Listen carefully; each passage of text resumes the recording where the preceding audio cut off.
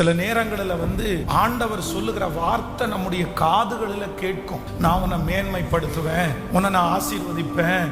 உங்க காதுகளினால் ஆண்டவர் ஒரு வார்த்தையை கேட்க பண்ணுகிறார். ஆனால் அந்த வார்த்தை நடைபெறுவதற்கு சூழ்நிலை எதுவுமே இல்லாம இருக்கலாம். ஆனா வேதவசனம் ரொம்ப அழகாய் சொல்லுகிறது, எலியாவுக்கு ஆண்டவர் அந்த வார்த்தையை பேசினபடியே ஒரு பெரிய மழையை கர்த்தர் கட்டளையிட்டார்.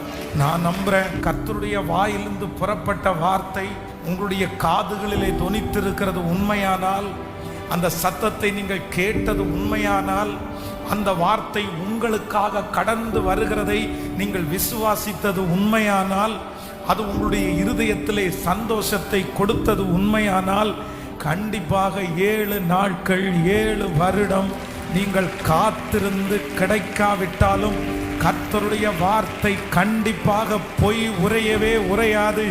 உங்கள் காதுகளினால் கேட்கப்பட்ட அந்த காரியத்தை கர்த்தர் தம்முடைய கரங்களினால் சீக்கிரமாய் செய்து முடிக்க போகிறார். என் பிள்ளையை குறித்து, என் வீட்டை குறித்து என் காதுகளினால் கேட்டதை நிறைவேற்றும் அளவும் கர்த்தர் என்னை கைவிடுவதே இல்லை.